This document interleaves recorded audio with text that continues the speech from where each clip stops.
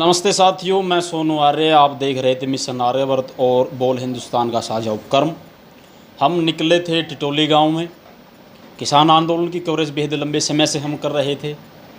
टिटोली का यदि जिक्र आएगा तो आपको पता होगा, पिछले एक महीने में जो कोविड का दौर यहाँ चला और लगभग 60 से ज़्यादा मौतें इस गाँव में हुई। अभी यदि बात करें तो भी गाँव पूरी तरह स्थिर है, परिस्थितियाँ बेहद सामान्य हैं। उन्हीं चीज़ों का जायज़ा लेने के लिए हम निकले थे। आदरणीय भाई अमित आर्य जी हमारे साथ मौजूद हैं, युवा हैं और आर्य समाज के बड़े प्रतिष्ठित आप कार्यकर्ता हैं। युवाओं में बड़े अच्छे खासे लोकप्रिय भी हैं और गांव की इस आबो हवा को परिवर्तित करने में युवा साथियों का बड़ा विशेष योगदान उस समय रहा। जब परिस्थितियाँ विपरीत थी तब युवा नौजवान पीढ़ी ने, खास करके आर्य समाज के युवाओं ने आगे बढ़ कर के गाँव की आबो हवा को साफ करने का जिम्मा लिया और निरंतर कार्य किया। तो आइए भाई साहब से बात करते हैं। हाँ जी भाई साहब, यही पूछना चाहेंगे, जिस समय कोविड का दौर चरम सीमा के ऊपर था, उस समय लोगों में क्या भाव था, क्या परिस्थितियाँ थी, कैसा माहौल था? सबसे पहले आप यहाँ पर अटल सेवा केंद्र टिटोली में पहुँचे हैं, आपका हृदय की गहराइयों से स्वागत भी है, धन्यवाद भी है।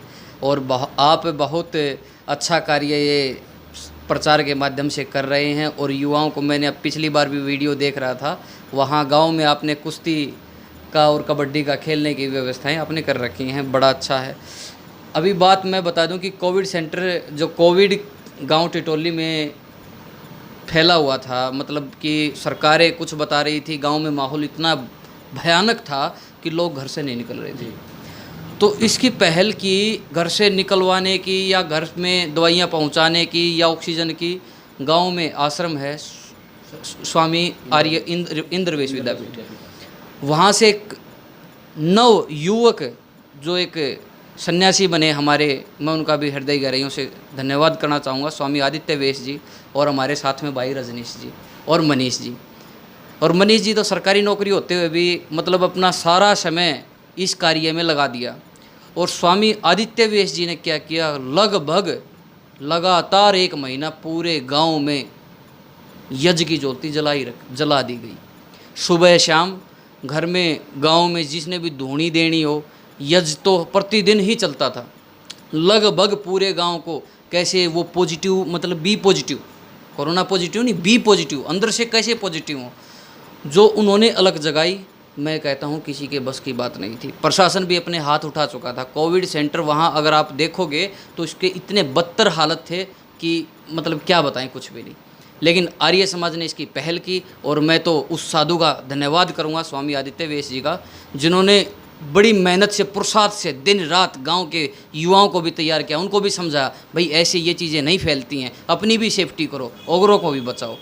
तो आर्य समाज का इसमें बहुत विशेष योगदान है और आज भी आर्य समाज इस चीज़ के लिए खड़ा है। और गांव वालों का भी विशेष सहयोग मिला और सभी युवा साथियों का विशेष सहयोग मिला और आज हम लगभग मिलके हमने ये जंग जीत ही ली है, क्योंकि अब हमारे यहाँ पर कोई भी मौत नहीं हो रही है कोविड। अच्छा भाई साहब, आपने जो है यज्ञ की बात की, सबको पता है, विशेष करके जो आर्य समाज की थाती से जो लोग जुड़े हुए हैं, वैदिक परंपराओं का जिन्हें ज्ञान है, विज्ञान है, उन सबको पता है कि यज्ञ एक वैज्ञानिक प्रक्रिया है। परंतु बड़े चैनलों की बात करें, जी न्यूज़ की बात करें, न्यूज़ 24 के ऊपर भी ये बात उड़ाएगी कि ये तो कोई टोना टोटका है, इससे कोरोना कैसे भाग जाएगा। उन लोगों को आप क्या कहना चाहेंगे कि यज्ञ कैसी प्रक्रिया है, वैज्ञानिक प्रक्रिया, आपको उनको मतलब आप किस रूप में, किस वे में आप उनको आंसर देना चाहेंगे? देखो, ऐसा है कि कहते हैं ना कि मुंह के सामने मैदान पड़ा है, कुछ भी बोल दो, तो ऐसा बिल्कुल भी नहीं है। अगर हम वैज्ञानिक तरीके से इसको भी देखें तो इससे एक फॉर्मिक एल्डिहाइड गैस निकलती है जो हमारे वातावरण को शुद्ध करती है। और वही जी न्यूज़ जो आज ये बता रहा है कि टूने टोटके कर रहा है, वही जी न्यूज़ ये बता रहा है गाय के 1 तोला घी से अगर यज्ञ करते हो तो 1 टन वायु शुद्ध होती है। वही 1 साल पहले अपनी बयानबाजी ये दे रखी है, तो न्यूज़ का तो आप लोगों को सबको पता ही है, ठीक है, सत्यता यही है। वही व्यक्ति वो भी स्वीकार कर रहे हैं, लेकिन आज वो इस चीज़ को टूना टोटका बता के लोगों को भ्रमित कर रहे हैं। और जो वास्तविकता, जो चीज़ होनी चाहिए थी, अगर हम प्रतिदिन ऐसे ही घर में यज्ञ करते रहते तो हमारी ये महामारी फैलती भी नहीं। जो यज्ञ का जो हमारा विधान था कि वायु को शुद्ध करना, वो प्रतिदिन अगर ऐसे होता रहता तो ऐसा बिल्कुल नहीं होता। क्योंकि सन 1983 में मिसाइल आइसोसाइनाइट गैस का रिसाव हुआ था और वहाँ सर्वे हुआ था। आज भी मेरे पास एक अखबार की कटिंग है लैपटॉप में, उसमें बताया कि एक परिवार बचा था, वो प्रतिदिन यज्ञ करता था, उस परिवार में किसी जानवर तक की मौत नहीं हुई थी। अच्छा, एक बात जो है आपसे ये भी जानना चाहेंगे कि उस समय, अब भी मैं कह लेता हूँ, अब तो थोड़ा सा फ़र्क पड़ गया, जब प्रचंड सीमा पर कोरोना का दौर था, लोगों को ऑक्सीजन समय के ऊपर उपलब्ध नहीं हो पाई, ये बहुत बड़ी समस्या रही। और आज ये समस्या आज की नहीं, बहुत लंबे समय से, जब से ये देश आज़ाद हुआ तब से लेकर के वर्तमान की स्वास्थ्य सेवाओं तो मतलब अपनी इतनी ज़्यादा बेकार, इतनी ठप हैं कि उनके बारे में जितना हम बोलेंगे उतना कम है। जब ऑक्सीजन की लोगों को निरंतर ज़रूरत थी, लोगों ने अपनी जान गंवाई, तब आर्य समाज की जो यहाँ संस्था स्वामी इंद्रवेश विद्यापीठ आश्रम टिटोली, उनकी तरफ से ऑक्सीजन बैंक खोलने का निश्चय किया गया और उसके लिए दक्षिण अफ्रीका ने सहयोग भी किया, मशीनें भी यहाँ भेजी। इस कदम को आप कितना सार्थक मानते हैं? मैं इस कदम को इतना सार्थक मानता हूँ कि मैं तो सारा श्रेय स्वामी जी को ही देना चाहता हूँ। ये नहीं कि वो हमारे गांव में हैं, लेकिन उन्होंने जो मतलब एक बीड़ा उठाया ना कि दिन रात, क्योंकि मैं खुद फ़ोन करके कहता था स्वामी जी आप भी अपना ध्यान रखो, लेकिन वो कहते थे कि भाई मैं अपना ध्यान रख के क्या करूँगा जब मेरा गाँव ही ख़त्म हो जाएगा। तो मैं ऐसे व्यक्ति के लिए एक बात कहना चाहता हूँ, कहते हैं ना कि बांधे जाते इंसान कभी तूफान ना बांधे जाते हैं, काया जरूर बांधी जाती है पर अरमान ना बांधे जाते हैं। उस सन्यासी ने ठाना और करके दिखाया। आज मेरा पूरा गांव मतलब हृदय से उनका स्वागत भी करता है और धन्यवाद भी करता है। और आज उन्होंने साउथ अफ्रीका से भी ऑक्सीजन कंसनट्रेटर और जनरेटर मंगवाए, लगभग 50 के करीबन। जिस व्यक्ति को ज़रूरत हो, ये नहीं कि ये अमीर है गरीब है, जिसको ज़रूरत हो अपनी रिपोर्ट दिखाओ और निःशुल्क वहाँ से ऑक्सीजन लेके कंसनट्रेटर लेके जाओ। अच्छा, कई लोगों ने हमसे ये पूछा, आदरणीय भाई रजनेश आर्य जी, युवा जो साथी हमारे मेरे साथ निरंतर चल रहे हैं, और मेरे साथी कई और साथी उसमें जो आदरणीय भाई नवीन जी हैं, मनीष जी हैं, मेरे साथ निरंतर इस कवरेज में मेरा साथ वो दे रहे हैं और उनके सहयोग से ही मैं गांव के अंदर ये कवरेज कर पा रहा हूँ। आदरणीय भाई जी से एक सवाल लेते हैं। भाई साहब, आपसे यही जानना चाहेंगे कि वर्तमान में अपने गांव की स्थिति क्या है? कई लोगों ने जो है फेसबुक के माध्यम से और यूट्यूब के माध्यम से मुझसे पूछा कि अब वहाँ हालात कैसे हैं, तो आप ही बता दो कि अब गाँव में हमारे कैसे हालात?